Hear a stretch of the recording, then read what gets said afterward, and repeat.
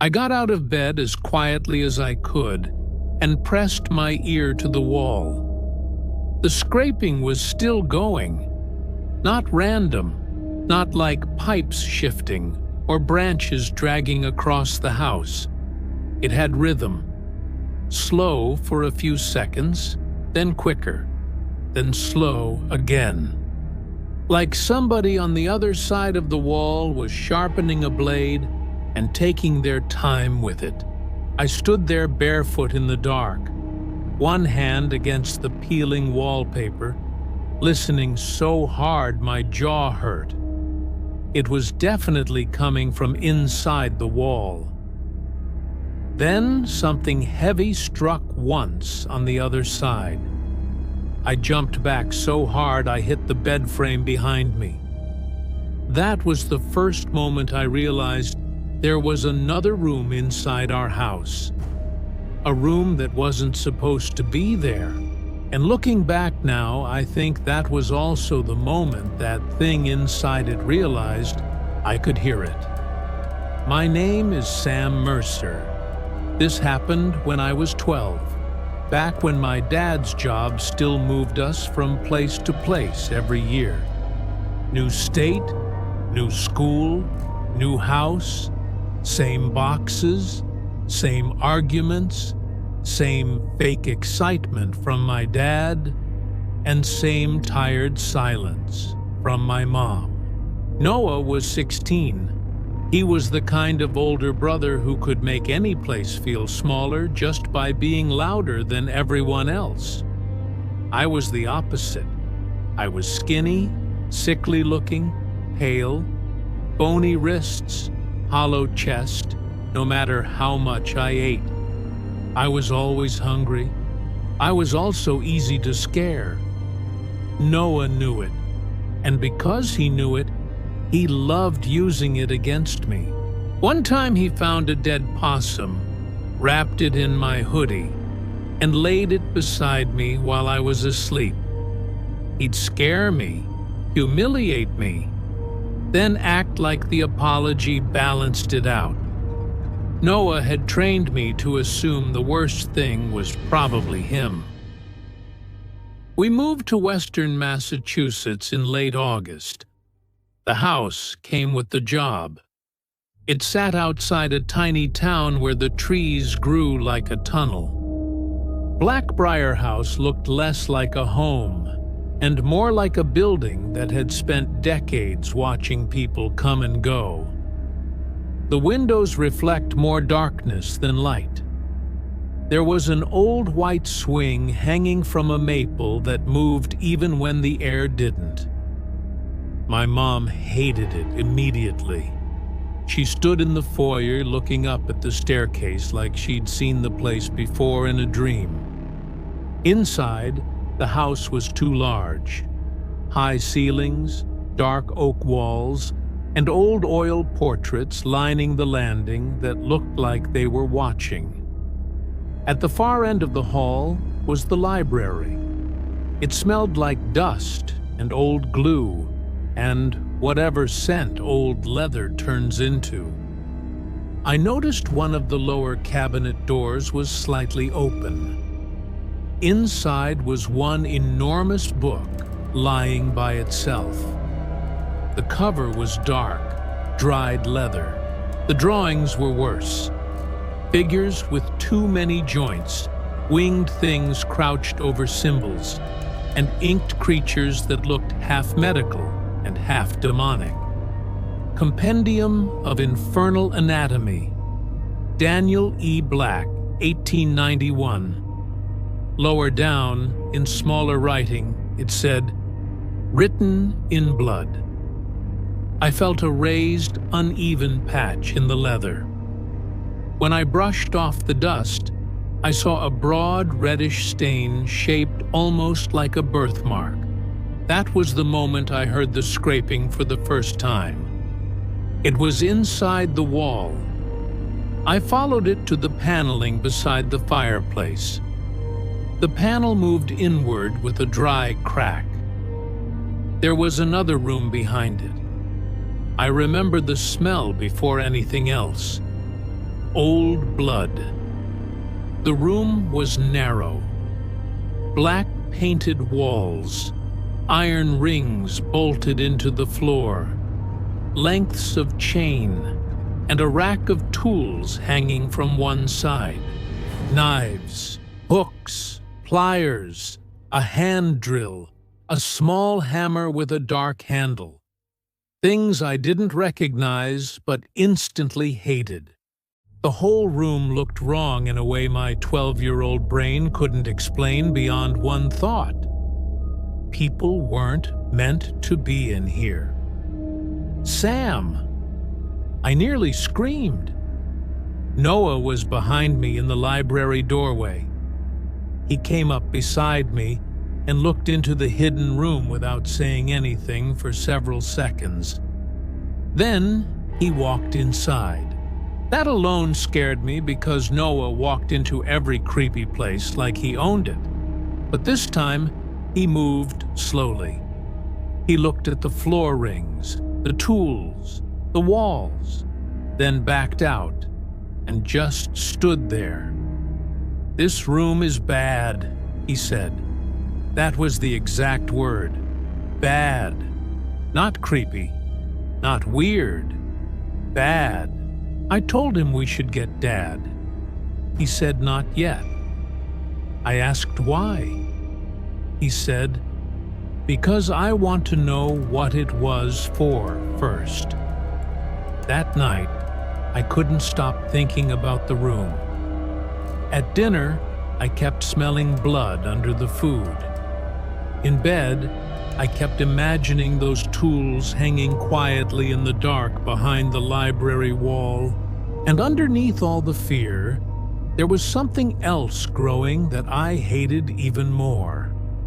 A pull, like the room wanted me back in it. Over the next few days, Noah started disappearing every afternoon around 4. He'd leave saying he was checking out the church road and come back after dark with wet cuffs and a look of discovery. I asked where he was going. He just said, "Out." I asked once if he was meeting someone. He smirked and said, "Maybe." Eventually, he told me more. We were in bed, house silent except for one branch ticking occasionally against the siding. Noah whispered from his bed, "You notice there aren't any kids here?" I thought about it and realized he was right. In town, at the diner, at church, at the gas station, no kids our age. "I met someone," he said. "A boy near St. Bartholomew's Cemetery." That church sat down the road from us, with the burned ruins of a stone outbuilding farther back. He said our house used to belong to a guy named Daniel Black. My stomach tightened immediately because of the book. According to George Walker, Daniel Black was an amateur surgeon who withdrew from town and studied occult medicine after his wife died. A few years later, children began disappearing. First a mill worker's daughter, then 2 brothers, then an immigrant boy. People eventually searched the house. They found the hidden room, and they found evidence of what had been done there. Noah said George introduced him to another boy, pale, scar over one eyebrow. They called him Blotch because of a birthmark on his back. That word hit me hard because of the stain I'd seen on the back cover of the book. While Noah was telling me this, I heard a small dragging sound from under my bed. I had gone back into the hidden room earlier that day. I'd stood in front of the tool rack, breathing that awful smell. I filled an old canvas laundry bag with several of the smaller implements, then shoved the bag under my bed. So when I heard metal dragging beneath me that night, I knew it was the bag. Noah grabbed his flashlight and aimed it under. Nothing. No bag, no tools, just bare floorboards. He clicked off the flashlight and kept talking. George believed the missing children still lingered because Daniel Black had never finished with them. A kind of hunger remained in the house. Then the scraping started again, not under the bed, inside the wall. This time louder, longer. It changed into something heavier, more violent. A metal clatter followed by a thud. Noah's bed jerked once. He started to say my name, but the word cut off halfway. The darkness in the room felt suddenly dense, like it had weight. Noah made an awful strangled sound, and his bed started hammering against the floorboards in a regular, terrifying rhythm. Then came the chewing. Wet, close, focused chewing. The sound of something feeding with patience and appetite. I don't know how long I lay there listening. Eventually the sounds stopped. The house went still, and I blacked out. When I woke, gray morning light was pushing around the edges of the curtains. I felt cold metal under my hand. Noah's flashlight. I wasn't in my own bed. I was in his. The sheets under me were soaked in something cold and sticky. Noah was gone. No body. No clothing torn on the floor. No trail I could see. Just blood, his flashlight, and me in his bed. I sat there in shock for what might have been seconds or minutes. I was still waiting, in some stupid buried part of myself, for him to jump out laughing from the closet or the doorway. He never did. Everything after that moved fast and slow at the same time. My father searching the room. My mother taking one look at me and starting to cry before anyone told her anything. Police in the house. Deputies photographing the hidden room. Questions I couldn't answer. Dogs brought in. Searchers combing the property, the road, the woods, the cemetery. They found the hidden room because I finally told them about the wall panel. They took the book. And this is another part that made no sense. The tools I had hidden in the laundry bag were back on the rack, arranged neatly, as if they'd never left. My father tried to force practical explanations onto everything. Break-in, sleepwalking, trauma. My mother didn't believe any of it.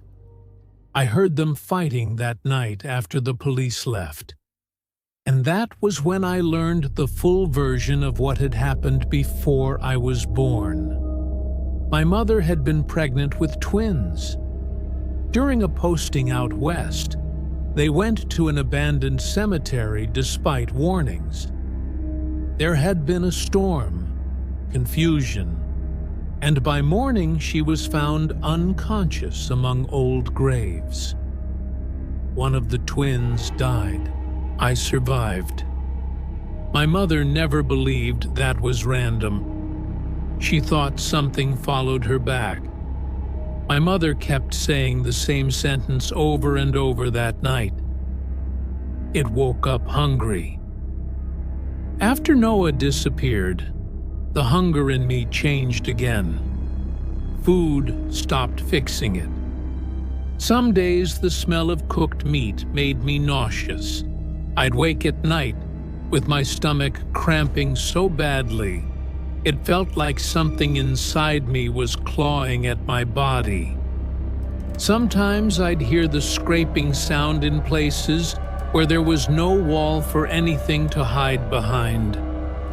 Once, I woke standing in my new bedroom with a kitchen knife in my hand and no idea how long I'd been awake.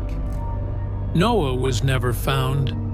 Eventually, everyone stopped saying when and started saying if. I'm older now, old enough to know how insane all this sounds. I've tried to explain it away every way I can. But there are things I can't explain. The scraping, the tools disappearing, the ghost boys Noah met, and the worst part of all, the half-second after I woke up in Noah's bed. Before the fear hit, there was one other feeling: satisfaction. Like something deep inside me had finally been fed. A few years ago, I looked up Blackbriar House online. It had been sold, renovated, photographed for a listing. In the photos, the wall where the panel had opened looked smooth and solid. No visible seam. But in one image, the glass cabinet doors reflected the corner near the fireplace. There was a shape there. Tall, thin, watching. But some nights, especially when I haven't eaten for too long, I still wake up hearing that dry metal scrape. Slow, then fast, then slow again. Like someone behind a wall is sharpening something and waiting. And whenever I hear it, I think about the feeling I woke up with. That terrible, full feeling, and the hunger that followed. Maybe it came with us. Maybe it's still here. Because every year that passes, one thing gets worse: the hunger. And lately, it's starting to feel familiar again.